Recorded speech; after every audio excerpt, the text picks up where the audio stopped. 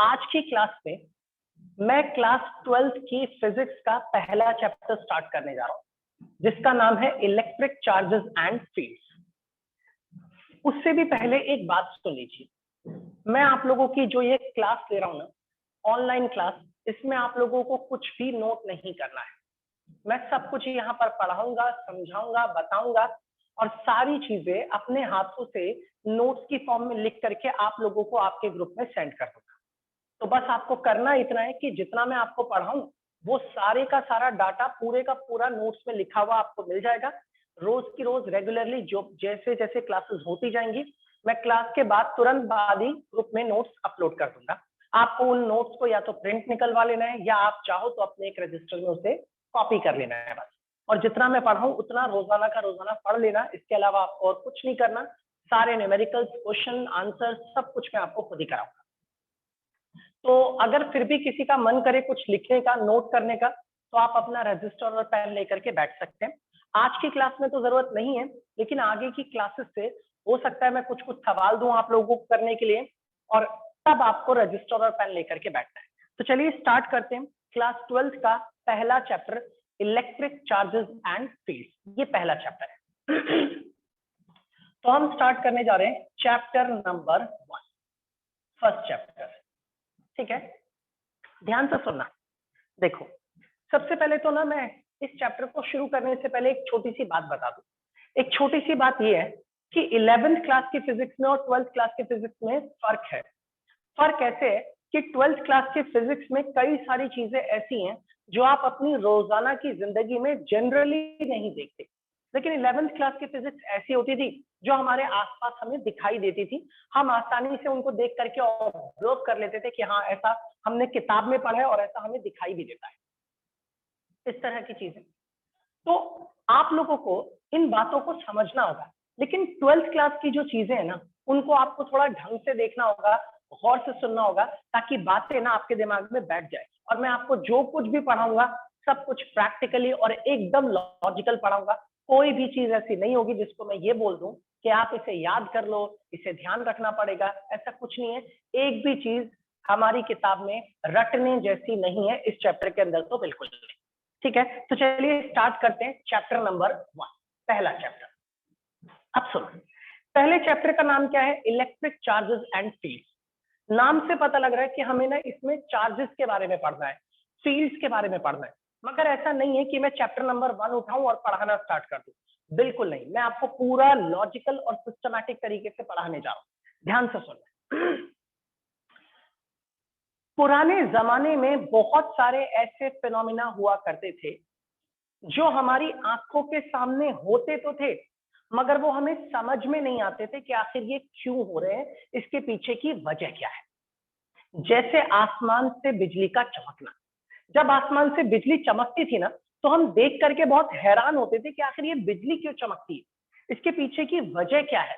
ऐसा क्या है कि आसमान से बिजली जमीन की तरफ आकर के गिरती है, इसके पीछे का लॉजिकल रीजन क्या है, ये हमें पता नहीं था। हम ये जानना चाहते थे कि आखिर ऐसा क्यों होता है। इसके अलावा आपने अक्सर देखा होगा कि बचपन में हम लोग ना स्केल लेते थे और सिर पर रगड़ते थे, और कागज के छोटे छोटे टुकड़े फाड़ करके जमीन पर रख के जब स्केल से लाते थे कागज के टुकड़ों के पास स्केल को, तो वो कागज के टुकड़े स्केल से जाकर के चिपक जाते थे। सवाल ये आता है कि आखिर उस स्केल को रगड़ने पर उसमें ऐसा क्या हो जाता है कि वो कागज के टुकड़ों को अट्रैक्ट करना स्टार्ट कर देता है, इसके पीछे की वजह क्या है।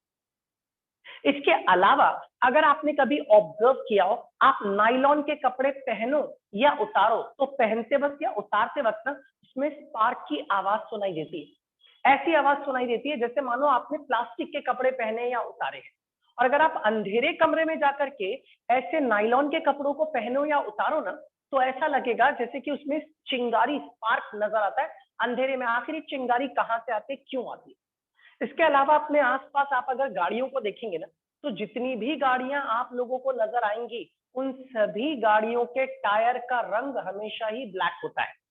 आखिर ये ब्लैक ही क्यों होता है, इसके पीछे की वजह क्या है, इसके पीछे का लॉजिकल रीजन क्या है, इन सब के बारे में हम बात करेंगे। मैं आपको एक बात और बता देता हूं, ध्यान से सुनना।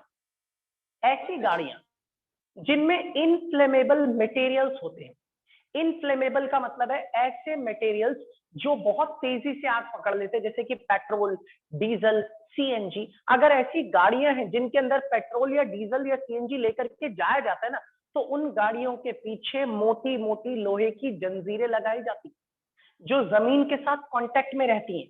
जैसे मान लीजिए अगर ये आपके पास एक गाड़ी है और ये गाड़ी की व्हील्स यानी कि इसके पहिए हैं, और इसके अंदर अगर आपको पेट्रोल या डीजल लेकर के जाना है ना, तो ऐसी गाड़ियों के पीछे ना मोटी मोटी लोहे की जंजीरें होती थी और जो जमीन के साथ कांटेक्ट में रहती थी।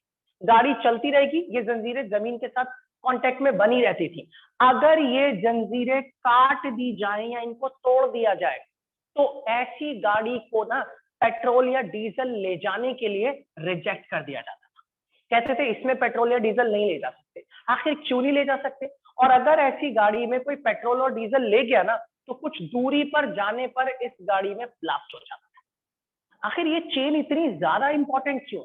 मतलब एक चेन के होने या ना होने से गाड़ी में ब्लास्ट हो सकता है, ऐसा कैसे पॉसिबल है? ऐसे एक नहीं, दो नहीं, पता नहीं कितने ही सवाल भरे पड़े थे जिनका जवाब हम जानना चाहते हैं। और जब इन सभी सवालों का जवाब ढूंढने की कोशिश की गई, तो इन सवालों के जवाब के तौर पर हमें एक शब्द मिला, और वो जो एक शब्द हमें मिला ना, वही शब्द था चार्ज।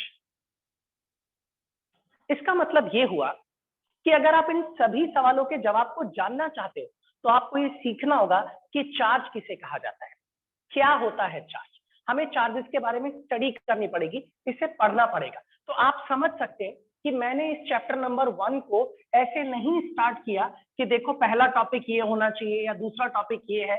ऐसा बिल्कुल नहीं है, बिल्कुल लॉजिकल है। हमारे पास कुछ सवाल है जिनके जवाब हम नहीं जानते, उनके जवाब को ढूंढने के लिए हमें सीखना पड़ेगा कि चार्ज क्या होता है। इसीलिए अब हम लोग अपने इस चैप्टर में पढ़ना शुरू करेंगे चार्ज। लेकिन उससे भी पहले एक जरूरी बात समझिए ध्यान से। देखो अब हम लोग चार्ज की स्टडी करने वाले हैं। ये तो बात बिल्कुल ठीक है, चार्ज की स्टडी करने वाले हैं। लेकिन साइंटिस्टों ने एक बात डिसाइड की। उन्होंने ये डिसाइड किया कि यार फिजिक्स के अंदर ना हम बहुत सारी चीजों की स्टडी करते हैं, अलग अलग। फिजिक्स के अंदर हम अलग अलग बहुत सारी चीजों की स्टडी करते हैं। तो फिजिक्स में हम जिस चीज की स्टडी करते हैं ना, उसके लिए एक अलग ब्रांच बना देते हैं अक्सर। जैसे 11th क्लास में आपने काइनेमेटिक्स पढ़ा था। फिजिक्स की एक ऐसी ब्रांच जिसमें किसी चीज के मोशन की स्टडी की जाती है, उसे बोलते हैं काइनेमेटिक्स। इसी तरीके से आप लोगों ने 11th क्लास के अंदर थर्मोडायनेमिक्स पढ़ा होगा। फिजिक्स की एक ऐसी ब्रांच जिसके अंदर टेम्परेचर, हीट, इन सबको स्टडी करते हैं, उसे बोलते हैं थर्मोडायनेमिक्स। ऐसे ही आपने जरूर नाम सुना होगा ऑप्टिक्स। फिजिक्स की एक ऐसी ब्रांच जिसके अंदर हम लोग लाइट की स्टडी करते हैं, उसी को बोलते हैं ऑप्टिक्स, जिसमें आप लोगों ने laws of reflection, laws of refraction, ये सब पढ़ा होगा। इसी तरीके से साइंटिस्टों ने ये डिसाइड किया कि क्यों ना फिजिक्स की एक अलग से ब्रांच बना दी जाए जिसके अंदर हम लोग चार्जेस की स्टडी करेंगे, और उसी ब्रांच का एक नाम रख दिया गया और उसी ब्रांच को कहा गया इलेक्ट्रोस्टैटिक्स। इसे नाम दिया गया इलेक्ट्रोस्टैटिक्स। तो अब आप समझिएगा, इसका मतलब फिजिक्स की एक ऐसी ब्रांच जिसके अंदर हम चार्जेस के बारे में पढ़ते हैं, उसी को हमने नाम दे दिया इलेक्ट्रोस्टैटिक्स। अभी मैं इसको ना और ज्यादा डिटेल में आप लोगों को समझाने जा रहा हूं कि आखिर इलेक्ट्रोस्टैटिक्स किसे कहा जाता है। सही मायने में अगर देखा जाए ना, तो ये इलेक्ट्रोस्टैटिक्स ना दो शब्दों से मिलकर के बना। पहला इलेक्ट्रो और दूसरा स्टैटिक्स। एक्चुअल में इलेक्ट्रो वर्ड इलेक्ट्रॉन से आया है, और इलेक्ट्रॉन के पास क्या होता है, उसी के पास क्या होता है, चार्ज होता है। यानी कि ये जो इलेक्ट्रो वर्ड है ना, ये किसको रिप्रेजेंट कर रहा है, ये रिप्रेजेंट कर रहा है चार्ज को। और स्टैटिस्टिक्स का मतलब होता है एट रेस्ट। इसका मतलब इस पूरे शब्द का मीनिंग होता है चार्जेस एट रेस्ट। यानी कि इलेक्ट्रोस्टैटिक्स क्या है? इलेक्ट्रोस्टैटिक्स फिजिक्स की एक ऐसी ब्रांच होती है जिसके अंदर हम लोग ऐसे चार्जेस की स्टडी करते हैं जो कि किस पर होते हैं, रेस्ट पर। इसी ब्रांच को क्या नाम दिया जाता है, दैट इज कॉल्ड इलेक्ट्रोस्टैटिक्स। अब एक मिनट के लिए रुकिएगा, मैं इस टॉपिक को यहीं रोक रहा हूं। मैं आपको एक बात बताता हूं, ध्यान से सुनना। 12th क्लास की फिजिक्स में आपको दो किताबें पढ़नी है, पार्ट 1 और पार्ट 2। पार्ट 1 का पूरा सिलेबस बस यही एक वर्ड है, दैट इज चार्ज। इस पूरी किताब में आपको सिर्फ चार्ज ही पढ़ना है। पूरी किताब के अंदर पार्ट 1 होगा क्या, शुरुआत के 2 चैप्टर में आप ऐसे चार्जेस को पढ़ोगे जो कि रेस्ट पर हो। आगे के कुछ चैप्टर में ऐसे चार्जेस पढ़ोगे जो मोशन में तो होंगे मगर वो कांस्टेंट वेलोसिटी से चल रहे होंगे, और आखिर के कुछ चैप्टर्स में आप पढ़ोगे ऐसे चार्जेस जो मोशन में तो है मगर उनकी वेलोसिटी कांस्टेंट नहीं है, या तो वो वेलोसिटी बढ़ रही है या घट रही है, यानी कि उनके अंदर एक्सेलरेशन है। यानी कि पूरी किताब में सिर्फ चार्जेस को ही पढ़ना है। शुरुआत के 2 चैप्टर में ऐसे चार्जेस जो रेस्ट पर है, इसको पढ़ेंगे। आगे के कुछ चैप्टर में चार्जेस जो कि यूनिफॉर्म मोशन में है, जिनकी वेलोसिटी कांस्टेंट है, और आखिर के चैप्टर्स में पढ़ोगे ऐसे चार्जेस जो मोशन में तो है मगर उनकी वेलोसिटी या तो बढ़ रही है या घट रही है या बार बार क्या होती जा रही है, चेंज हो रही है। यही पूरा सिलेबस है पहली किताब का। तो आप समझ गए होंगे कि अभी हम लोग पढ़ने जा रहे हैं क्या, इलेक्ट्रोस्टैटिक्स। तो आप सुनना ध्यान से मेरी बात को, अगर आप गौर से सुनोगे ना सारी बातें आपको अभी याद हो जाएगी। तो इलेक्ट्रोस्टैटिक्स फिजिक्स की एक ऐसी ब्रांच होती है जिसके अंदर हम लोग ऐसे चार्जेस की स्टडी करते हैं जो किस पर होते हैं, रेस्ट पर। इसी ब्रांच को कहा जाता है इलेक्ट्रोस्टैटिक्स। अब सवाल ये आता है कि आखिर इसमें हम चार्जेस के बारे में क्या स्टडी करते हैं, क्या पढ़ते हैं? क्या हम ये देखते हैं चार्जेस का रंग कैसा है? क्या हम ये देखते हैं चार्जेस की शेप कैसी है? क्या हम ये देखते हैं चार्जेस का साइज कैसा है, वो दिखने में कैसा लगता है? नहीं, हम पढ़ते हैं चार्जेस से फोर्स कितना लगता है। एक चार्ज अपने आसपास रखे हुए दूसरे चार्ज पर कितना फोर्स लगाता है, एक चार्ज अपने आसपास कितनी फील्ड बनाता है, एक चार्ज अपने आसपास कितना पोटेंशियल बनाता है। अब ये फील्ड, पोटेंशियल, ये शब्द शायद आप लोगों के लिए नए हो, लेकिन जैसे जैसे टॉपिक हम पढ़ते जाएंगे ना, मैं आपको ये सारी टर्म्स पढ़ाता चलूंगा। इसका मतलब ये हुआ, आसान शब्दों में समझा रहा हूं, कि फिजिक्स की एक ऐसी ब्रांच जिसके अंदर हम ऐसे चार्जेस की स्टडी करते हैं जो रेस्ट पर होते हैं, इसे कहा जाता है इलेक्ट्रोस्टैटिक्स। और इस ब्रांच के अंदर हम लोग ये स्टडी करते हैं कि एक चार्ज किसी दूसरे चार्ज पर कितना फोर्स लगाता है, एक चार्ज अपने आसपास कितनी फील्ड बनाता है, एक चार्ज अपने आसपास कितना पोटेंशियल बनाता है। बस इसी ब्रांच को हम लोग क्या बोलते हैं, दैट इज कॉल्ड इलेक्ट्रोस्टैटिक्स। तो ये बात मैंने आप लोगों को समझा दी। जब आप लोगों को मैं नोट्स सेंड करूंगा ना, तो नोट्स में आपको यही बात एक आसान शब्दों में लिखी हुई मिलेगी। क्या लिखा हुआ है नोट्स के अंदर, मैं आपको एक बारी बताता हूं, सुनिएगा ध्यान से। The branch of physics which deals with the study of charges at rest is called electrostatics. हाँ, एक बच्चे का सवाल है, सर अगर चार्जेस मोशन में होंगे तब उसका नाम इलेक्ट्रोस्टैटिक्स नहीं होगा, तब उसे इलेक्ट्रोडायनामिक्स कहा जाएगा। हम बात करेंगे जब उस ब्रांच पे आएंगे तब मैं उसके बारे में डिस्कस करूंगा, ठीक है। सुनिए, the branch of physics which deals with the study of charges at rest is called what? That is called electrostatics. Here we study the force, field and potential arising from static charges. तो अब आप लोगों को clear हो गया कि electrostatics किसे कहा जाता है, ठीक है। ये पहली चीज आप लोगों को मैंने समझा दी। चलिए, अब हमें पता चल गया कि ठीक है यार, हम लोग ना चार्जेस की स्टडी करेंगे, और वो भी वो वाले चार्जेस जो कि रेस्ट पर हैं, रुके हुए हैं, चल नहीं रहे। लेकिन आप समझ लो ध्यान से मेरी बात को, ये पूरी की पूरी किताब ना एक सीढ़ी की तरह है भाई। ऐसा हो ही नहीं सकता कि कोई बच्चा ये बोले सर मेरे को पहला और दूसरा चैप्टर नहीं आता, आप तीसरा पढ़ा दो। क्योंकि जब तक आपको रुके हुए चार्जेस के बारे में नहीं पता, तो चलते हुए चार्जेस को कहां से स्टडी कर पाओगे। इसीलिए हर अगली चीज पिछले से रिलेटेड है। अगर पिछला नहीं आता तो अगला समझने में बहुत ज्यादा ही दिक्कत होगी, और हो सकता है अगला आपको समझ ही ना आ पाए। इसीलिए आपको हर पिछली क्लास को कंटिन्यू रखना है। अगर आपको कोई डाउट रहता है, कोई प्रॉब्लम होती है, तो आप क्लास के बाद मुझे कॉल या मैसेज करके मुझसे पूछ लीजिएगा। तो चलिए अब हम स्टार्ट करते हैं अपनी स्टडी, ठीक है। पता चल गया कि आखिर इलेक्ट्रोस्टैटिक्स किसे कहते हैं। अब हमें चार्जेस की स्टडी करनी है, तो अब सबसे पहला सवाल यही उठता है कि आखिर चार्ज होता क्या है, किसे कहा जाता है चार्ज। यहां मैंने क्वेश्चन मार्क डाल दिया, इसका मतलब है व्हाट इज चार्ज, चार्ज किसे कहते हैं। अब सुनिएगा ध्यान से, व्हाट इज चार्ज किसे कहा जाता है, इस चीज को बताता हूं। देखो, आपसे हो सकता है एग्जाम में कोई डेफिनेशन ना पूछे कि चार्ज किसे कहते हैं, लेकिन भाई मैं फिजिक्स पढ़ा रहा हूं तो मेरा फर्ज बनता है कि मैं जो चीज आपको बता रहा हूं या जिसके बारे में हम पढ़ने जा रहे हैं, आपको वो पता हो कि वो क्या है, और आपको इसके बारे में नोट्स में लिखा हुआ मिलेगा। और जो कुछ भी मैं आपको बता रहा हूं, आप यकीन मानो जिस भाषा में मैं आपको समझा रहा हूं, बिल्कुल उसी लैंग्वेज में आपको नोट्स में एक एक करके सारी चीजें सिस्टमैटिकली लिखी हुई मिलेंगी। सुनिए ध्यान से, हम लोग आज के टाइम पर अपने आसपास बहुत सारी चीजों को देखते हैं। कहा जाता है कि दुनिया की सारी चीजें ना एटम से मिलकर के बनी। पुराने जमाने में लोगों को लगता था कि दुनिया की हर चीज एटम से मिलकर के बनी है, मगर एटम खुद किसी से मिलकर नहीं बना। अच्छा, वैसे सच में अगर बोला जाए, कई बच्चे ऐसे भी होते हैं जिनको ये तक नहीं पता होता कि एटम किसे कहते हैं। इसलिए मैं एक बारी बता देता हूं आसान शब्दों में कि एटम क्या होता है। जैसे मान लो ये मेरे पास एक ऑब्जेक्ट है, एक मार्कर है। मैंने इसको ना बीच में से काटा, इसके दो टुकड़े कर दिए और इसका एक टुकड़ा छोटा सा अलग कर दिया। उस छोटे टुकड़े को मैंने फिर काटा और छोटा हो गया, और काटा और छोटा हो गया, और काटा और छोटा हो गया, और इसे काटते काटते काटते काटते तब तक काटता गया जब तक वो सबसे छोटा टुकड़ा ना मिल जाए जिसको मैं बोलूंगा बस भाई अब इसे नहीं काटा। तो वो सबसे छोटा टुकड़ा जिसे आप और नहीं काट सकते, उसी का नाम रख दिया गया एटम। तो इसका मतलब दुनिया की हर चीज किससे मिलकर के बनी है? एटम।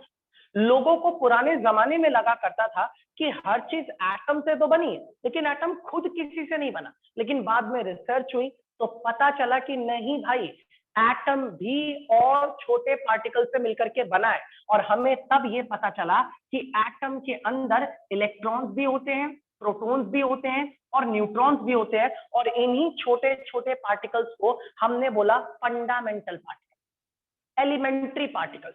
और इसी को कई जने सब एटॉमिक पार्टिकल्स भी कहते हैं। इसका मतलब है कि दुनिया की हर चीज एटम से बनी। एटम खुद भी छोटे छोटे पार्टिकल से बना है, इलेक्ट्रॉन से, प्रोटॉन से, न्यूट्रॉन से। और ये जो इलेक्ट्रॉन, प्रोटॉन और न्यूट्रॉन है, इन्हीं को एलिमेंट्री पार्टिकल्स कहते हैं, फंडामेंटल पार्टिकल्स कहते हैं, या फिर आप चाहें तो इन्हें ही सब एटॉमिक पार्टिकल्स भी बोल सकते हो।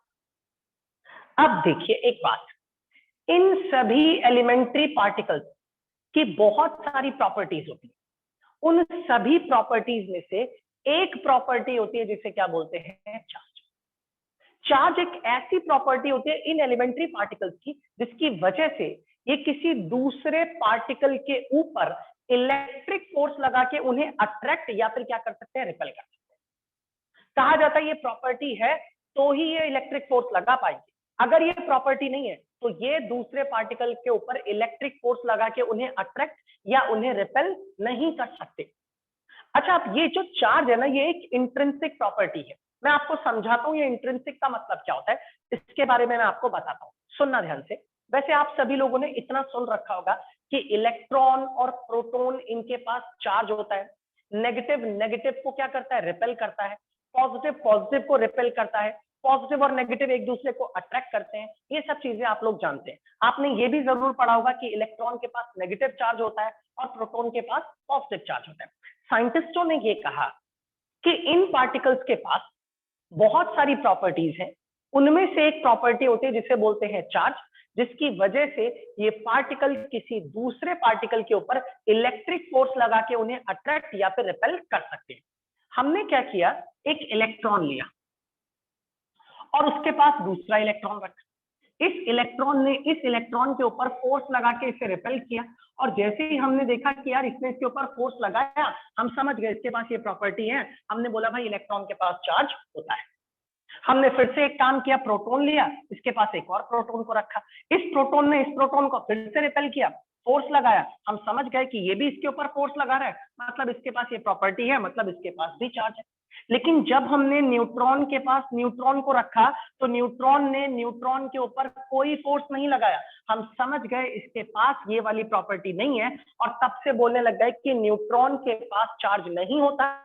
जिनके पास चार्ज नहीं होता, हमने बोला वो तो न्यूट्रल पार्टिकल है। और क्योंकि न्यूट्रॉन न्यूट्रल था, इसीलिए न्यूट्रल शब्द से ही इसका नाम रख दिया गया न्यूट्रॉन। क्यों?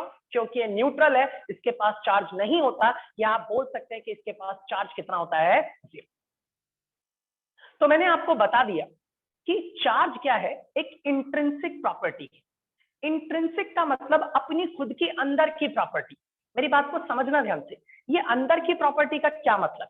देखो, मान लीजिए आप लोगों के पास 1 किलो चीनी है। गौर से सुनना मेरी बात को, मैं इंट्रिंसिक शब्द को समझा रहा हूं। उस 1 किलो चीनी का कुछ अपना वॉल्यूम होगा, कुछ साइज होगा कि जी इतना अमाउंट है 1 किलो। अब उस 1 किलो को दुनिया के किसी भी कोने में ले जाओ, वो जितना अमाउंट है चीनी का वो उतना ही रहेगा। क्यों? वो 1 किलो क्या है? उसका मास है। आप उससे कहीं भी ले जाओ वो उतना ही रहेगा। लेकिन अगर मैं उस चीनी का वेट बोलूं, वजन बोलूं कितना है, तो आप बोलोगे सर किसी भी बॉडी का जो वजन होता है उसका जो वेट होता है वो होता है mg, और वो कौन डिसाइड करती है? ग्रेविटी। अगर मान लो तुम ऐसी जगह चले जाओ जहां पे जी बहुत ज्यादा है, तो वहां वेट कैसा लगेगा? चीनी का ज्यादा। जहां पे जी बहुत कम है वहां पर वेट कैसा लगेगा? इसका मतलब बॉडी का वेट भी बॉडी की प्रॉपर्टी है, लेकिन वो वेट बॉडी खुद नहीं डिसाइड कर रही, बाहर की ग्रेविटी डिसाइड कर रही है। तो मैं बोलूंगा वेट ना इंट्रिंसिक प्रॉपर्टी नहीं है, लेकिन मास कैसी प्रॉपर्टी है? उसकी खुद की इंटरनल इंट्रिंसिक प्रॉपर्टी। आप उसे कहीं भी ले जाओ उसका मास जितना है वो उतना ही रहेगा। ऐसी ही प्रॉपर्टी कौन होती है? चार्ज। चार्ज एक ऐसी प्रॉपर्टी है जो उसकी खुद की इंट्रिंसिक प्रॉपर्टी है, अंदर की इंटरनल प्रॉपर्टी, बाहर से उसे वो चीज नहीं मिली हुई। इसका मतलब ये हुआ कि एलिमेंट्री पार्टिकल्स के पास बहुत सारी प्रॉपर्टीज होती हैं। ओके, आयुष का एक सवाल है सर, हाइट भी? हाँ बिल्कुल आयुष, मैं इसके बारे में आपसे बात करूंगा, बताऊंगा आपको, समझाऊंगा, ठीक है? ओके, सुनिए। तो इसका मतलब ये हुआ कि एलिमेंट्री पार्टिकल्स के पास बहुत सारी प्रॉपर्टीज होती हैं। उनमें से एक प्रॉपर्टी होती है जिसे बोलते हैं चार्ज, जिसकी वजह से ये पार्टिकल्स इस काबिल हो पाते हैं कि किसी दूसरे पार्टिकल के ऊपर फोर्स लगा करके, इलेक्ट्रिक फोर्स लगा के इन्हें अट्रैक्ट या फिर रिपेल कर सके। इसी प्रॉपर्टी को हम लोग क्या नाम दे देते हैं? That is called charge.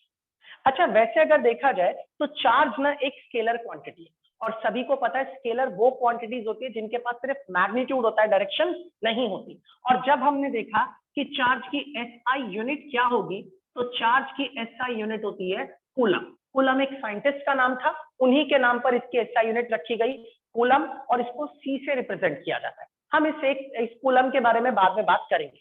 और ना हम चार्ज को अपनी इस किताब में स्मॉल क्यू या कैपिटल क्यू से रिप्रेजेंट करेंगे। तो कूलम जो है वो चार्ज की एसआई यूनिट होती है, और उसको कैपिटल क्यू या स्मॉल क्यू से आप रिप्रेजेंट कर सकते हैं। जैसे एग्जांपल के तौर पर अगर बोलूं, किसी बॉडी के पास 2 कूलम का चार्ज है, तो आप इसे लिखना चाहें तो ऐसे लिख सकते हैं, Q is equal to 2 coulomb. इससे समझ में आ जाएगा कि जो चार्ज है वो कितना है, दैट इज 2 कूलम। ठीक है, यहां तक का पार्ट सभी लोगों को क्लियर हो गया होगा।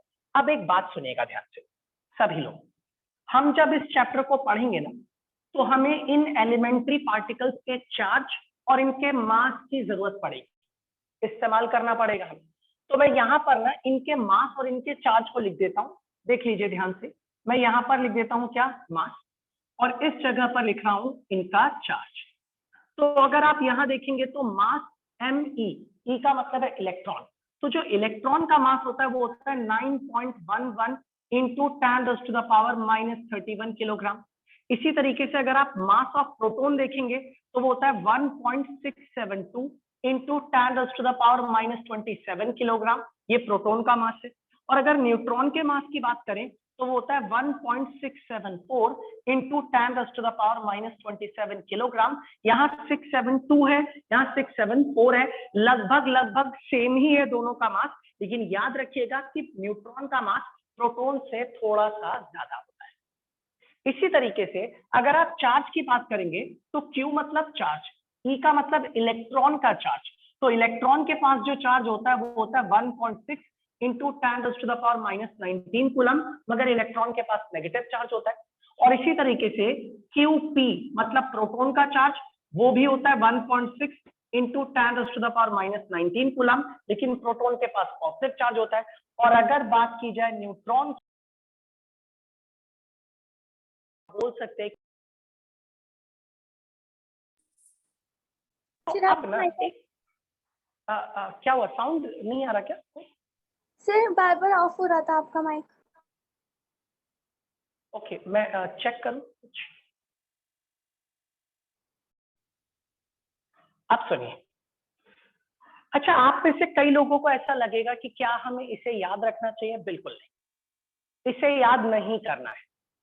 क्यों नहीं करना याद? क्योंकि एग्जाम में आप लोग जब इसको इस्तेमाल करेंगे ना, तो आपको एग्जाम के अंदर ना ये डाटा दिया जाता है, ठीक है? और इसके अलावा वो सब छोड़ो, ना दे या दे, नो प्रॉब्लम। आपको इन मासेस को, इन चार्जेस को इतनी बार इस्तेमाल करना है ना कि ये सुन सुन करके आपको याद हो जाएंगे अपने आप। इसीलिए बस मैंने इसको नोट्स में लिखा हुआ है, जब जरूरत हो तब आप इसको देख करके इस्तेमाल कर लो, लेकिन हम रोजाना की क्लासेस में इतनी बार यूज करेंगे ना इनको कि ये अपने आप ही आपको याद हो जाएंगे, पूरे के पूरे इनके मासेस भी और इनके चार्जेस भी। आप में से अगर कोई बच्चा चाहे तो इनका स्क्रीनशॉट ले सकता है, अदरवाइज मैंने नोट्स में इन सबको लिख रखा है। चलिए आप स्क्रीनशॉट ले लीजिए इसका।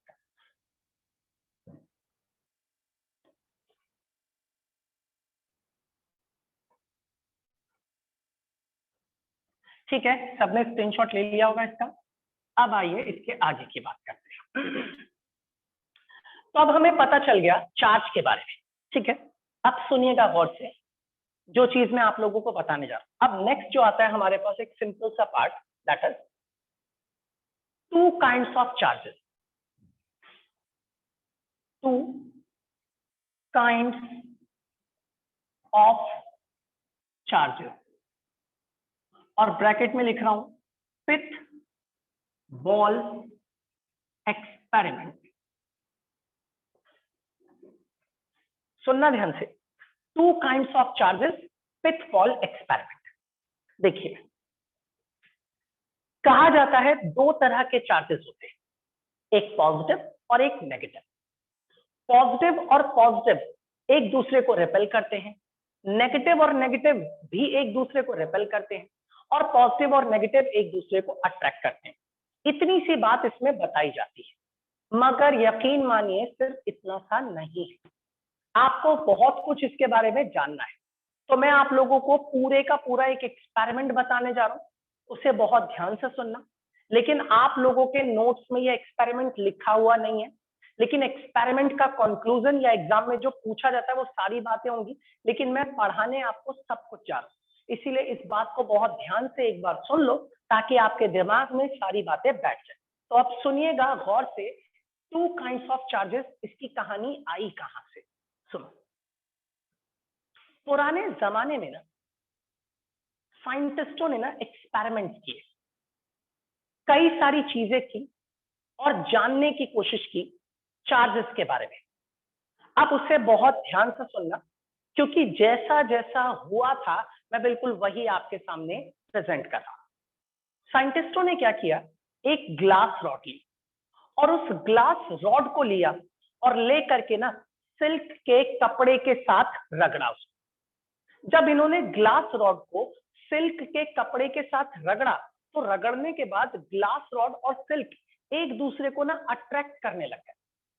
आप ये सोच में पड़ गए कि आखिर इसको रगड़ने पर ऐसा क्या हुआ कि ग्लास रॉड सिल्क के कपड़े को अपनी ओर अट्रैक्ट करने लग गई, आखिर क्यों हो रहा है। तो ध्यान रखना भाई, साइंटिस्ट ना स्टेप वाइज काम करते हैं। अभी पहला स्टेप मैं आपको बता रहा हूं, क्या हुआ वो बता रहा हूं। जब ये पूरा पता चल जाएगा कि क्या हुआ, फिर बताऊंगा कि क्यों हुआ है। तो अभी सिर्फ ये पता चल रहा है कि क्या होगा, हमें क्या क्या बातें पता चलेंगी, उसके बाद आऊंगा इसके दूसरे पहलू पर कि आखिर इस सब के पीछे की वजह क्या था, इसके पीछे का रीजन क्या है, कि स्केल रगड़ने पर आखिर क्यों एक स्केल कागज के टुकड़ों को अट्रैक्ट करना स्टार्ट कर देता है। हम इन सब के बारे में बात करेंगे। तो सुनिए, अब उन्होंने किया क्या। साइंटिस्टों ने एक ग्लास रॉड ली और एक सिल्क का कपड़ा लिया और इनको आपस में रगड़ा, और इस रगड़ी हुई ग्लास रॉड को उठाया और उठा करके लाए और सीलिंग से, सीलिंग मतलब छत, जिस घर में हम लोग रहते हैं इस घर की ये जो छत है इसे बोलते हैं सीलिंग। इस सीलिंग से ना एक धागे की मदद से इस रगड़ी हुई ग्लास रॉड को लाए और ला करके लटका दिया। तो यहां पर मैं लिख देता हूं ये कौन सी रॉड है, दैट इज ग्लास रॉड। एक और ग्लास रॉड लाए, उसे भी सिल्क के कपड़े के साथ रगड़ा, और रगड़ने के बाद जैसे उस ग्लास रॉड को इस लटकी हुई ग्लास रॉड के पास लेकर के आए ना, दोनों ग्लास रॉड ने एक दूसरे को रिपेल कर दिया। इसने एक दूसरे को क्या कर दिया, रिपेल। इस एरो का मतलब यह है कि इसने इसको क्या किया, रिपेल कर दिया। अब ये लोग हैरान हो गए, यार ग्लास रॉड ने ग्लास रॉड को रिपेल कर दिया, क्यों। इन्हें लगा शायद ग्लास में कुछ होगा ऐसा, चलो एक और बार एक्सपेरिमेंट रिपीट करते हैं। फिर से एक बार रिपीट करता हूं, एक बच्चे ने बोला है, साइंटिस्टों ने क्या किया, एक ग्लास रॉड ली, उस ग्लास रॉड को लेकर के सिल्क के कपड़े के साथ रगड़ा, और रगड़ने के बाद एक धागे की मदद से यहां पर लटका दिया। एक और ग्लास रॉड लाए, एक और सिल्क का कपड़ा लाए, और ग्लास रॉड को सिल्क के साथ रगड़ा, और रगड़ने के बाद लटकी हुई ग्लास रॉड के पास जैसे ही लेकर के गए, दोनों ने एक दूसरे को रिपेल कर दिया। अब सोचने में यह आया कि आखिर इनको क्या दिक्कत है, क्यों एक दूसरे को ये दोनों के दोनों रिपेल कर रहे हैं। इस चीज को दोबारा रिपीट किया। अब की बार क्या किया इन्होंने, एक प्लास्टिक रॉड ली और उस प्लास्टिक की रॉड को बिल्ली की खाल के साथ रगड़ा, और जैसे प्लास्टिक की रॉड को बिल्ली की खाल के साथ रगड़ा, तो रगड़ने के बाद इन लोगों ने इस बार दोबारा से सीलिंग यानी कि छत से एक धागा बांधा, और इस धागे से अब की बार इस प्लास्टिक की रॉड को ला करके लटका दिया। तो ये जो रॉड थी ये कौन सी थी, this is plastic rod. Plastic rod थी। एक और प्लास्टिक रॉड लाए, उसे भी बिल्ली की खाल के साथ रगड़ा, और जैसे उस प्लास्टिक रॉड को इस वाली प्लास्टिक रॉड के पास लेकर के आए, तो दोनों के दोनों प्लास्टिक रॉड ने फिर से एक दूसरे को क्या कर दिया, रिपेल कर दिया। अब ऐसा कई चीजों के साथ करके देखा गया और पता ये चला कि हाँ यार ये चीजें आपस में रिपेल कर रही। अब की बार इन्होंने सोचा हम कुछ अलग ट्राई करते हैं, और इस बार इन लोगों ने अलग क्या किया, एक ग्लास रॉड लाए, उसे सिल्क के कपड़े के साथ रगड़ दिया, और उस ग्लास रॉड को ला करके एक धागे से बांध करके सीलिंग से लटका दिया। ये कौन सी रॉड थी, this is the glass rod. और उसके बाद एक प्लास्टिक रॉड लाए, जिसे बिल्ली की खाल के साथ रगड़ा, और उसे ला करके यहाँ पर जैसे ही इसके पास लेके आए, अब की बार कौन सी वाली रॉड है, प्लास्टिक रॉड। तो अब की बार देखा गया कि प्लास्टिक रॉड और ग्लास रॉड ने एक दूसरे को अट्रैक्ट कर लिया। अब ये थोड़ा थोड़ा इनके दिमाग में आना स्टार्ट हुआ, ग्लास ग्लास को रिपेल कर रहा है, प्लास्टिक प्लास्टिक को रिपेल कर रहा है, प्लास्टिक ग्लास को अट्रैक्ट कर रहा है। इनको ऐसा दिख रहा है कि सेम सेम चीजें रिपेल कर रही हैं और डिफरेंट डिफरेंट चीजें एक दूसरे को अट्रैक्ट कर रही हैं। इस चीज को और कंफर्म करना बाकी था कि क्या सच में सेम चीजें रिपेल करती हैं। अब सुनना ध्यान से, अब इन्होंने किया पिथ बॉल एक्सपेरिमेंट। पिथ बॉल्स क्या होती है, छोटी छोटी बॉल्स होती है। आप अगर चाहें ना तो पिथ बॉल के तौर पर एक अलग तरह की चीज का इस्तेमाल कर सकते हैं। जैसे आप लोगों ने सबने थर्माकोल जरूर देखा होगा। आप थर्माकोल को लीजिए, उसे रगड़िए, रगड़ेंगे ना तो छोटी छोटी बॉल्स निकलेंगी व्हाइट कलर की। उन्हीं बॉल्स को आप चाहो तो पिथ बॉल की तरह इस्तेमाल कर सकते हो। अब किया क्या गया, ध्यान से सुनना। साइंटिस्टों ने इस तरीके से सीलिंग यानी कि छत से दो धागे बांध दिए, और उन दोनों धागों को बांधने के बाद ना दोनों में एक एक पिथ बॉल बांध दी, एक यहाँ पे पिथ बॉल बांधी और एक यहाँ पर बांधी। और इन दोनों में पिथ बॉल बांधने के बाद ये जो ग्लास रॉड थी, इसे सिल्क के साथ रगड़ा और ला करके इस पिथ बॉल पे भी टच किया और इस पे भी टच किया। जैसे ही इस पे और इस पे टच किया ना, दोनों की दोनों पिथ बॉल्स ना एक दूसरे से दूर भाग गई। सोचो ना भाई, अगर धागे से इन दोनों को बांधूंगा तो ये तो ऐसे लटके रहेंगे, और जैसे ही इन दोनों को ग्लास रॉड से टच किया, दोनों की दोनों खुल गई एकदम से। इसका मतलब ये इधर भागने लग गई, ये इधर, यानी कि दोनों ने एक दूसरे को रिपेल कर दिया। हमने ग्लास रॉड को इससे भी टच किया और इससे भी टच किया, तब दोनों ने एक दूसरे को रिपेल करना स्टार्ट कर दिया। इन्होंने इस चीज को दोबारा रिपीट किया। अब की बार इन्होंने डिसाइड किया कि चलो फिर से हम एक काम करते हैं, दो पिथ बॉल्स ले लेते हैं और उन दोनों को धागे से बांध देते हैं, और बांधने के बाद प्लास्टिक रॉड को लाए, इससे टच किया, इसी प्लास्टिक रॉड को इससे भी टच किया, फिर से देखा दोनों ने ही एक दूसरे को क्या कर दिया, रिपेल कर दिया। अब ये सोच में पड़ गए कि यार इसके अंदर भी रिपल्शन ही नजर आ रहा है, इसमें भी ऐसा ही हुआ था। इस बार इन्होंने तीसरी बार कुछ अलग करने की कोशिश की। अब की बार इन लोगों ने क्या किया, दो धागे लिए और दोनों में ही ना पिथ बॉल्स को बांध दिया। एक में पिथ बॉल्स ये रही और दूसरी ये रही, और दो पिथ बॉल्स को इन दोनों धागों से बांधने के बाद एक को ग्लास रॉड से टच किया और एक को प्लास्टिक रॉड से, और दोनों एक दूसरे को अट्रैक्ट करने लग गए। अब इनके समझ में आया कि यार हमने जब ग्लास रॉड को इस बॉल के साथ टच किया तो कुछ ना कुछ तो हुआ होगा, कोई ना कोई चीज तो चेंज हुई होगी। हम नहीं जानते थे तब वो क्या था, लेकिन उसी ग्लास रॉड को जब इससे भी टच किया तब इसमें भी वही चेंज आया होगा। इसका मतलब जो इसके साथ हुआ वही इसके साथ हुआ होगा, क्योंकि वही ग्लास रॉड इसको भी टच कर रही है, वही ग्लास रॉड इसको भी टच कर रही है। तो पता ये चला कि क्या हुआ हम नहीं जानते, लेकिन जो भी हुआ दोनों में कैसा हुआ, सेम सेम हुआ, इसलिए सेम चीजें एक दूसरे को रिपेल कर। ऐसे ही जब हमने प्लास्टिक रॉड को इसमें टच किया, इसमें भी टच किया, इसमें जो हुआ होगा वही इसमें भी होगा, इसलिए दोनों में जो भी हुआ वो कैसा था, सेम। फिर से बोला गया कि सेम चीजें रिपेल कर रही। लेकिन इसके अंदर आपने एक बॉल को ग्लास रॉड से टच किया, एक बॉल को प्लास्टिक रॉड से टच किया, दोनों में जो भी हुआ वो सेम तो नहीं ही हुआ होगा, क्योंकि रॉड दोनों की अलग अलग है, इसीलिए अलग अलग चीजें एक दूसरे को अट्रैक्ट कर रही हैं। तब इनकी समझ में आया, इन्होंने बोला कि चलो एक चीज तो क्लियर हो गई कि सेम सेम चीजें रिपेल करती हैं और डिफरेंट चीजें एक दूसरे को अट्रैक्ट करती हैं। अब सुनना ध्यान से, क्या हुआ, साइंटिस्टों ने ग्लास रॉड ली और सिल्क का कपड़ा लिया, आपस में रगड़ा, और रगड़ने के बाद दोनों को देखा तो एक दूसरे को ये अट्रैक्ट करने लगे। इन्होंने ये सोचा कि चलो यार एक बार देखते हैं कि ग्लास रॉड सिल्क को अट्रैक्ट कर रहा है, तो करवा के देखते हैं कि होता क्या है। जब इन्होंने ग्लास रॉड और सिल्क को अट्रैक्ट करवाया और करवाने के बाद इन दोनों को चिपकाया आपस में, और उसके बाद जब दोनों को अलग किया और फिर देखा, तब इन दोनों ने अट्रैक्ट करना और रिपेल करना बंद कर दिया। इन्होंने ये देखा रगड़ने पर ये अट्रैक्ट कर रहे हैं, और जैसे ही टच किया अट्रैक्शन खत्म, अब कोई फोर्स नहीं लग रहा है इनके अंदर। यानी कि इनके दिमाग में ये बात आई कि रगड़ते वक्त इसमें जो कुछ भी हुआ था वो टच करने पर खत्म हो। वहां मौजूद एक साइंटिस्ट ने एक बात कही कि ऐसी एक चीज मैं जानता हूं जिन्हें आपस में मिलाने पर वो दोनों एक दूसरे को कैंसिल कर देती है। लोगों ने पूछा ऐसी कौन सी चीज है, तब उन्होंने बोला मैथ्स के अंदर जैसे प्लस का 10 और माइनस का 10 दोनों को एक साथ अगर मिला दिया जाए तो दोनों जुड़ने के बाद टोटल कितने हो जाते हैं, 0, एक दूसरे को कैंसिल कर देते हैं। एकदम वैसा ही ग्लास रॉड और सिल्क में भी दिख रहा है। तब डिसाइड किया कि चलो क्यों ना हम लोग ना चार्जेस को भी ऐसे ही पॉजिटिव और नेगेटिव नाम दे देते हैं। और तब से हमने बोलना शुरू किया कि दो तरह के चार्जेस होते हैं, एक पॉजिटिव और दूसरा नेगेटिव, और इन्हें पॉजिटिव और नेगेटिव इसलिए नाम दिया गया क्योंकि ये दोनों मिलकर के एक दूसरे को खत्म कर देते हैं। लेकिन तब एक प्रॉब्लम आई। अब सवाल ये आया कि किसको बोले कि किसके पास पॉजिटिव चार्ज है और किसके पास नेगेटिव चार्ज है।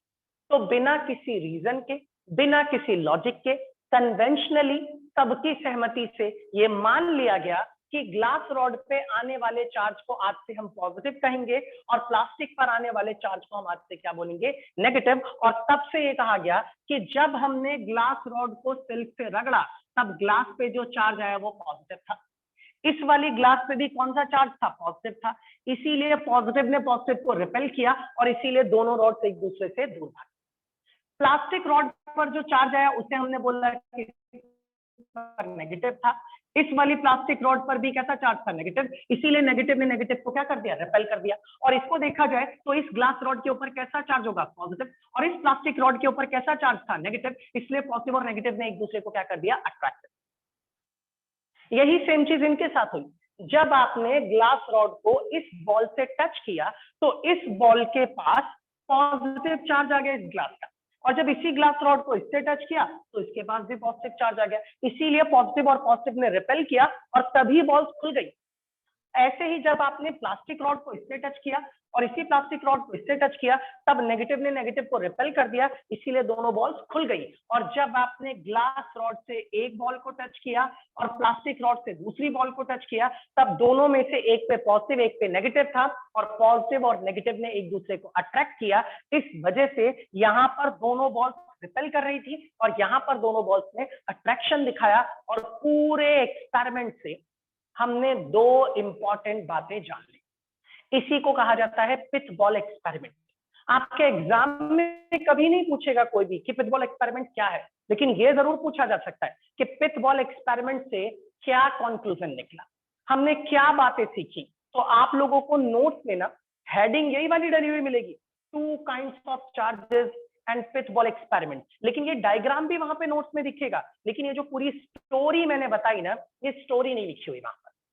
लेकिन जब आप इसे अपनी किताब में देखेंगे, मैं आपको बुक दिखा देता हूँ सारी, तो आपको बुक के ना दूसरे पेज पर ही ये पूरे का पूरा डायग्राम दिख जाएगा सभी लोगों को। ये आपकी बुक का पहला पेज है और यहाँ पर ये रहा बुक का पेज नंबर 2, ये रहा वो डायग्राम जो मैंने यहाँ पर बनाया हुआ है, और ये पूरी कहानी जो मैंने आप लोगों के साथ अभी अभी डिस्कस की। इसका मतलब ये हुआ, आसान शब्दों में कोई पूछे कि क्या कंक्लूजन निकला पिथ बॉल एक्सपेरिमेंट का, तो आप कह सकते हैं कि पिथ बॉल एक्सपेरिमेंट सजेस्टेड दैट, ये हमें ये सजेस्ट करता है कि नंबर 1, सबसे पहली बात, there are 2 kinds of charges, positive and negative. पहली बात तो ये पता चली कि दो तरह के चार्जेस होते हैं, एक पॉजिटिव। सर माइक म्यूट हो गया।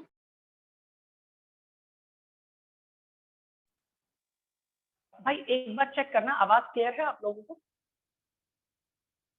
Yes sir. हाँ, ओके ठीक है। और दूसरी बात हमें ये पता चली कि पॉजिटिव और पॉजिटिव एक दूसरे को रिपेल करते हैं, नेगेटिव नेगेटिव भी एक दूसरे को रिपेल करते हैं, मगर पॉजिटिव नेगेटिव एक दूसरे को अट्रैक्ट करते हैं। आसान शब्दों में आप चाहो तो कह सकते हो कि लाइक चार्जेस, एक जैसे चार्जेस रिपेल करते हैं और अनलाइक चार्जेस एक दूसरे को अट्रैक्ट करते हैं। तो pith ball experiment suggested that number 1 there are two kinds of charges, positive and negative, and number 2 like charges repel each other and unlike charges attract each other. तो ये था पिथ ball experiment और to kinds of charges. अगर आप चाहते हैं इसका screenshot लेना तो स्क्रीनशॉट ले लीजिए, फिर हम इसके आगे की बात करते हैं।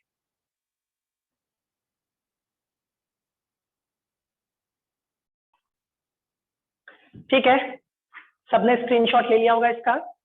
अब हम इसके आगे की बात करते हैं।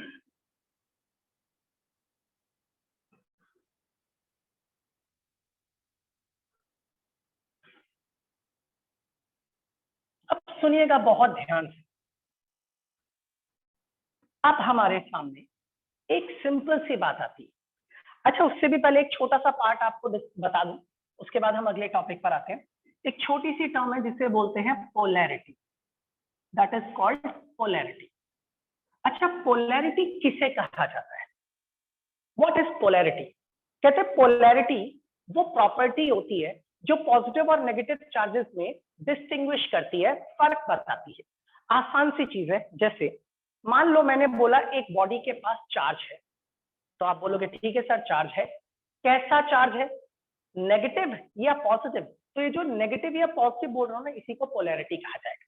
मान लो मैंने बोला एक बॉडी के पास 2 कूलम का चार्ज है, तो अब आप पूछोगे ना सर 2 कूलम कैसा, क्या प्लस का चार्ज है या माइनस का? क्योंकि आप तो जानते हो पॉजिटिव और नेगेटिव चार्जेस होते हैं। तो ये जो प्लस है ना, यही पोलैरिटी है। तो मैं बोलूंगा 2 कूलम चार्ज है और पोलैरिटी पॉजिटिव है, और 2 कूलम चार्ज है और पोलैरिटी कैसी है, नेगेटिव। तो पोलैरिटी बताती है कि पॉजिटिव चार्ज है या फिर नेगेटिव चार्ज है। तो पोलैरिटी एक ऐसी प्रॉपर्टी है जो फर्क बताती है कि कौन सा चार्ज पॉजिटिव है और कौन सा चार्ज नेगेटिव है। अब हमारे सामने आती है मेन मुद्दे की बात, और बात यह है कि आखिर ग्लास रॉड को सिल्क से रगड़ने पर ऐसा क्या हुआ कि वो चार्ज हो गए? क्या कहानी है इसके पीछे की? क्यों ये एक दूसरे को अट्रैक्ट करने के लिए बेताब हो जाते हैं? इस चीज को ध्यान से सुनिएगा और समझिएगा। बेसिकली अब जो चीज मैं आपको बताने जा रहा हूं ना, इसे मैं एक नाम दे रहा हूं, that is called cause of charging. आखिर चार्जिंग के पीछे की वजह होती क्या है, क्यों बॉडीज को रगड़ने पर वो चार्ज हो रही है? तो सुनना ध्यान से। साइंटिस्टों ने ये डिसाइड किया कि यार ग्लास रॉड को सिल्क से रगड़ने के बाद ये दोनों एक दूसरे को अट्रैक्ट करने लगते हैं। एक काम करते हैं, ग्लास रॉड को सिल्क से रगड़ते हैं और रगड़ के देखते हैं कि क्या होता है रगड़ने।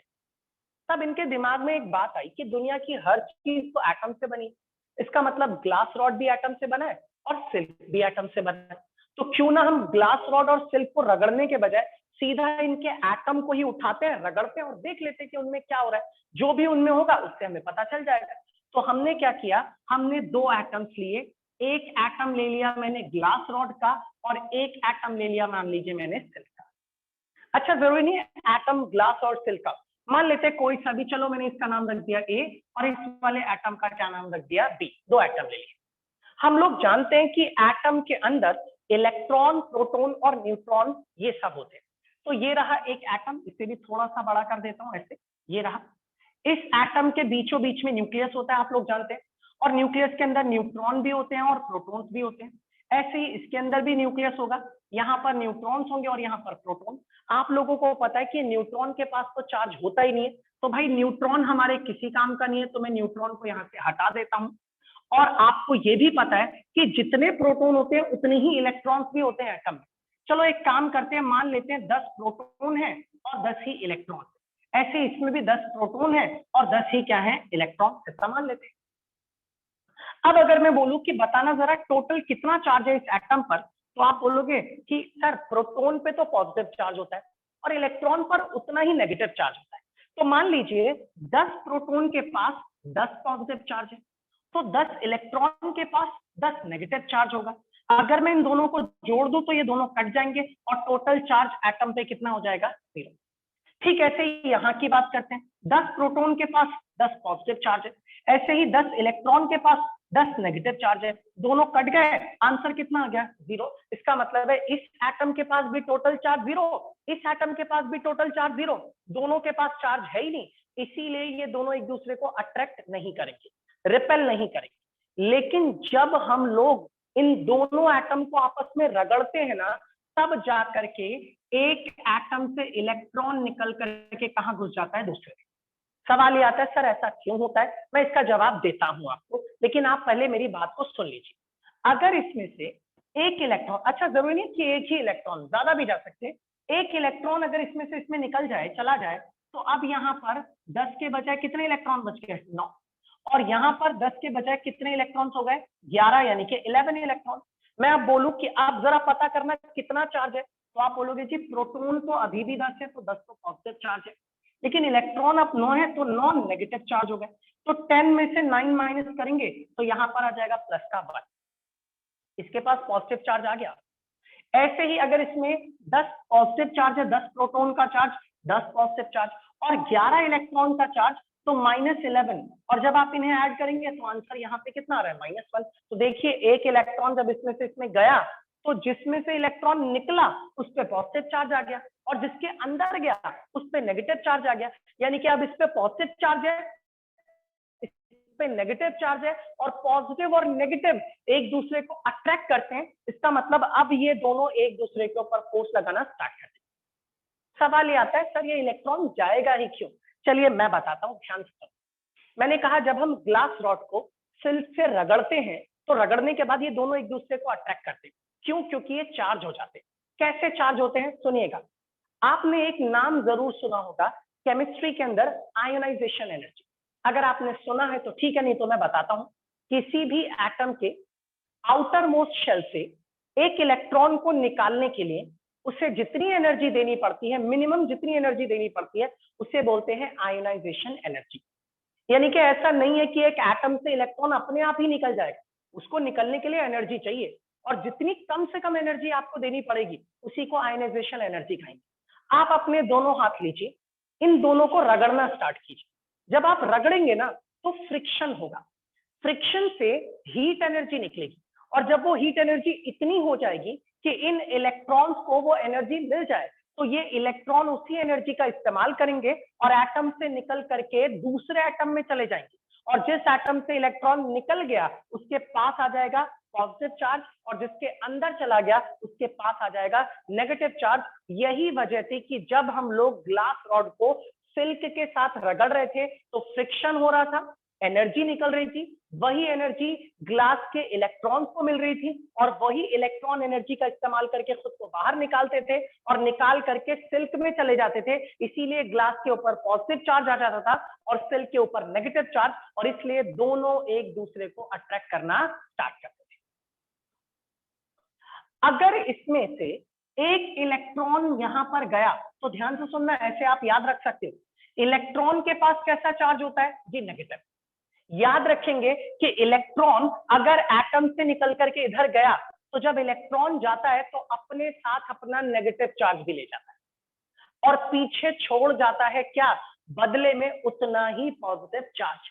यानी कि एक इलेक्ट्रॉन गया तो यहाँ एक नेगेटिव चार्ज आ गया और यहाँ पर एक पॉजिटिव चार्ज आ गया। अगर इसमें से 2 इलेक्ट्रॉन निकल के जाते तो यहाँ डबल पॉजिटिव चार्ज आता और यहाँ पर डबल नेगेटिव चार्ज। इसका मतलब अगर कोई आपसे पूछे कि कॉज ऑफ चार्जिंग क्या है, क्यों हो जाती है कोई बॉडी चार्ज, तो आप बोल सकते हैं इलेक्ट्रॉन का एक बॉडी से निकल करके दूसरी बॉडी में ट्रांसफर होना, यही वजह होती है बॉडी की चार्जिंग।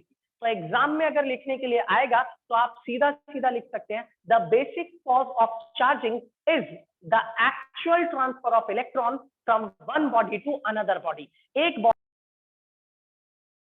ट्रांसफर होना, यही वजह होती है किसी भी बॉडी के चार्ज होने।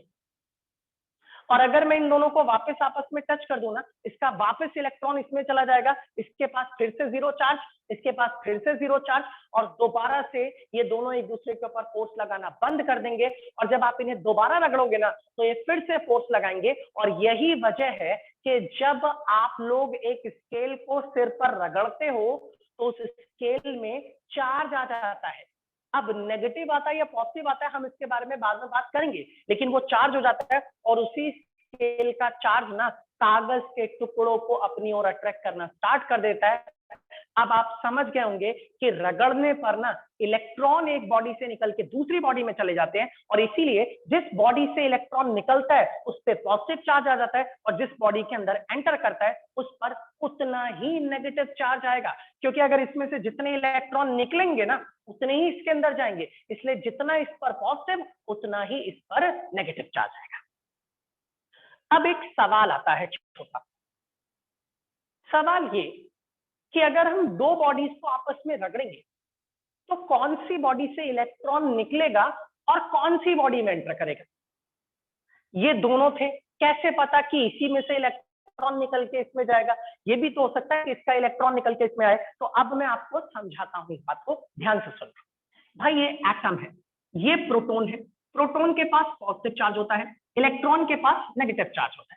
पता है एटम के अंदर इलेक्ट्रॉन ना न्यूक्लियस के चारों तरफ चक्कर लगाते रहते हैं, और ये प्रोटॉन का पॉजिटिव चार्ज इन इलेक्ट्रॉन के नेगेटिव चार्ज की वजह से इन्हें अपनी ओर खींच के रखता है। इसी तरीके से इस एटम में भी होगा। इसका मतलब सभी एटम्स के अंदर इलेक्ट्रॉन जो है ना वो प्रोटॉन से फोर्स की वजह से बंधे रहते हैं, लेकिन ना कुछ एटम ऐसे होते हैं जिनमें इलेक्ट्रॉन प्रोटॉन्स की वजह से बहुत टाइटली बंधे होते हैं, बहुत मजबूती से ज्यादा फोर्स लगा करके, और कुछ ऐसे होते हैं जिसमें इलेक्ट्रॉन लूजली बाउंडेड होते हैं, बहुत वीकली फोर्स से अट्रैक्टेड होते हैं। इसका मतलब अगर आप दो चीजों को रगड़ेंगे आपस में, दो मटेरियल ऑब्जेक्ट को रगड़ेंगे, तो हमेशा इलेक्ट्रॉन उस बॉडी में से निकलेगा जिसके अंदर इलेक्ट्रॉन लूजली बाउंडेड होंगे, और उसके अंदर चला जाएगा जिसमें इलेक्ट्रॉन टाइटली बाउंडेड होंगे। तो अगर कोई पूछे कि मैं दो बॉडीज को रगड़ूंगा तो दोनों में से कौन सी बॉडी पर पॉजिटिव चार्ज आएगा और कौन सी पर नेगेटिव, तो आप कह सकते हैं कि जिसके अंदर इलेक्ट्रॉन लूजली बाउंडेड है उसमें से इलेक्ट्रॉन निकल जाएंगे और उसके ऊपर पॉजिटिव चार्ज आ जाएगा, और जिसके अंदर इलेक्ट्रॉन चले गए ना, जिसके अंदर टाइटली बाउंडेड है, उसके पास नेगेटिव चार्ज आ जाएगा। तो अब आपको पता चल गया कि कौन सी बॉडी में से इलेक्ट्रॉन निकल करके कौन सी बॉडी में एंटर करेगा। ऐसा मत सोचना कि मैंने इतनी सारी बातें बताई, ये तो सर ने नोट्स में पक्का नहीं लिखा होगा। बिल्कुल नहीं, तुम्हें एक एक चीज लिखी हुई मिलेगी नोट्स में, तुम लाइन पढ़ते जाओगे ना, मेरी पूरी की पूरी बात जो मैं अपनी जबान से बोल रहा हूँ ना, एक एक करके याद आती जाएगी कि जो जो मैंने बोला मैंने वो सब कुछ नोट्स में लिखा हुआ है। हाँ, ये डायग्राम वहां नहीं है, लेकिन इसकी मदद से मैंने आपको समझाया कि आखिर रगड़ने पर बॉडी चार्ज क्यों हो जाती है।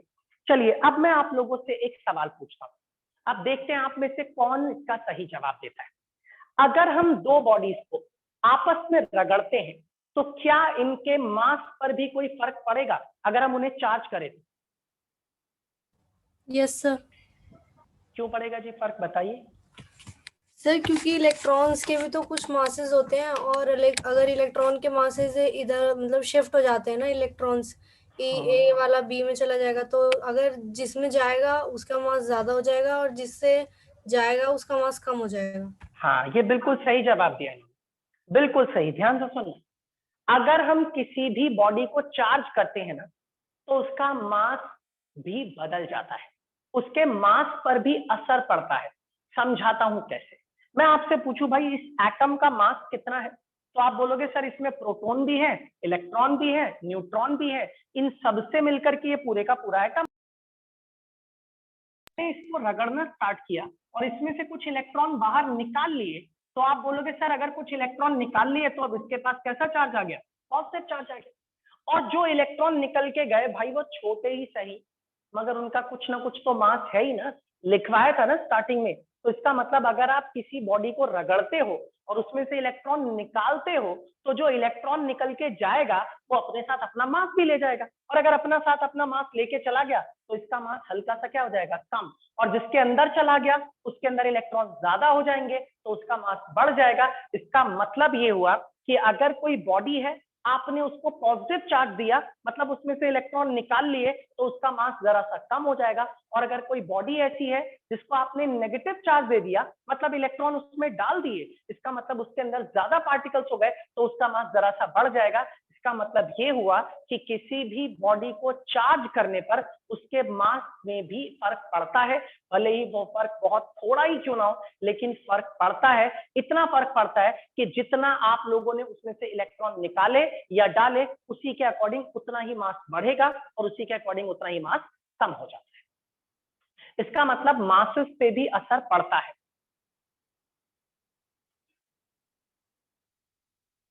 हाँ बिल्कुल, अगर मास ट्रांसफर होगा तो मास वेरिएबल है, बिल्कुल ठीक है, वेरिएबल ही हो जाएगा। अब मैं यहाँ पर आपको पढ़ा रहा हूँ अपने इस मार्कर से, तो पढ़ाते वक्त में मेरे मार्कर के आगे वाली निब और ये बोर्ड, इनके बीच में फ्रिक्शन हो रहा है, फ्रिक्शन की वजह से चार्जिंग हो रही होगी। अब मैं ये नहीं जानता कि किस में से इलेक्ट्रॉन किस में जा रहे हैं, लेकिन इतना कंफर्म है कि जरूर इनमें से किसी एक का मास कम या फिर किसी एक का मास कैसा हो रहा होगा, ज्यादा, क्योंकि चार्जिंग हो रही है।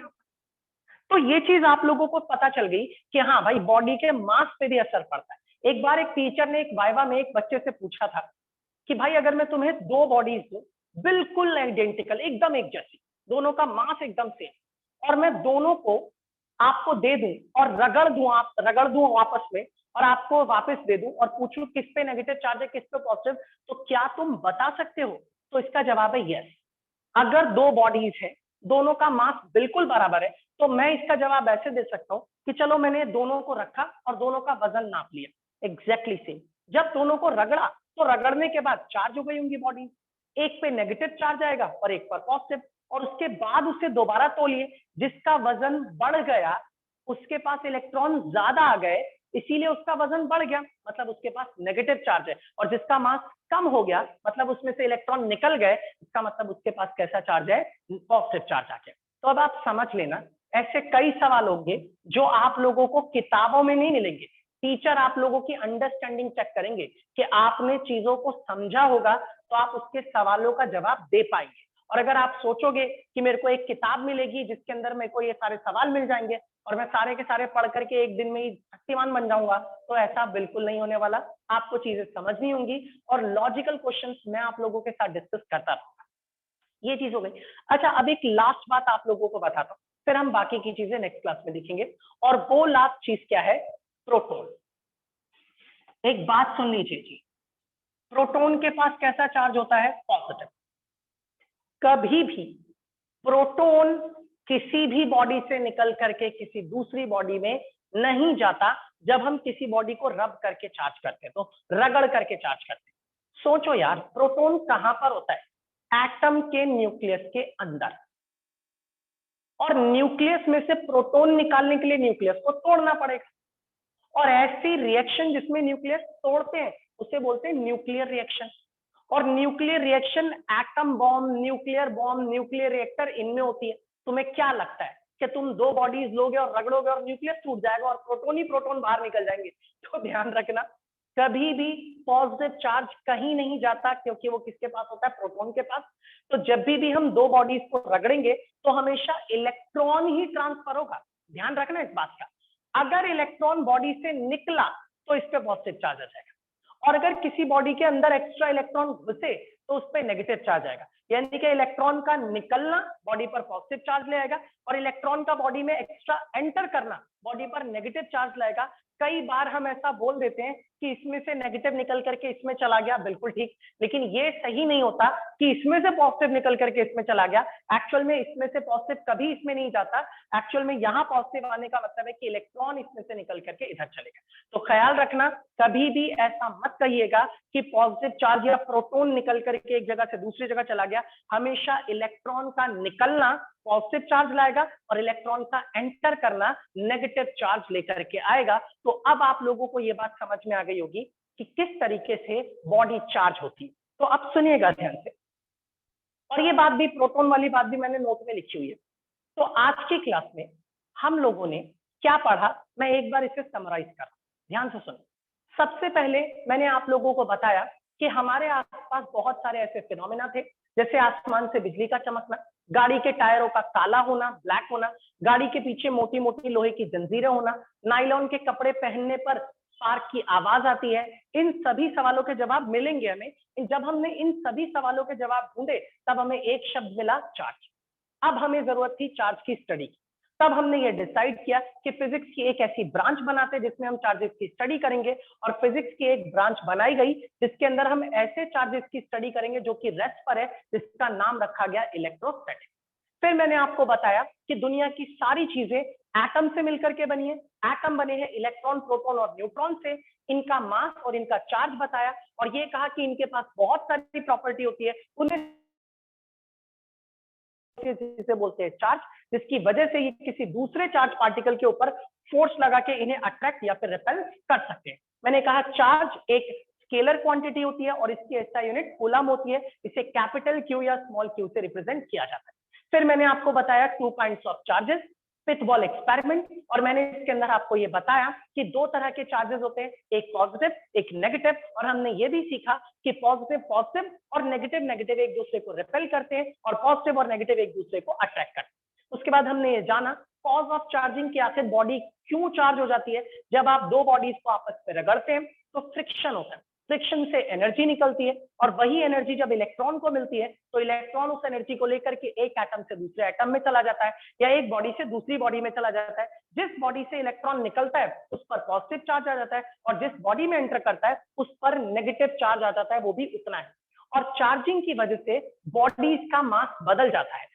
वो बॉडी जो पॉजिटिवली चार्ज हुई है, इसका मतलब उसमें से इलेक्ट्रॉन निकल गए, इसलिए उसका मास कम हो जाता है, और वो बॉडी जो नेगेटिवली चार्ज हो गई, मतलब उसके अंदर इलेक्ट्रॉन एंटर हो गए और इसलिए उसका मास बढ़ जाता है। हमेशा इलेक्ट्रॉन ऐसी बॉडी में से निकलते हैं जिसके अंदर इलेक्ट्रॉन लूजली बाउंडेड होते हैं, और ऐसी बॉडी में एंटर करते हैं जिसके अंदर इलेक्ट्रॉन टाइटली बाउंडेड होते हैं। और इस पूरे चार्जिंग के दौरान प्रोटॉन कहीं नहीं जाते, सिर्फ इलेक्ट्रॉन का निकलना या इलेक्ट्रॉन का एंटर करना, यही क्या होता है चार्जिंग के पीछे का रीजन। यानी कि basic cause of charging is the actual transfer of electron from one body to another body. तो हम लोगों ने आज की क्लास में यहां तक की चीजें पढ़ ली, बाकी की चीजें हम करेंगे नेक्स्ट क्लास।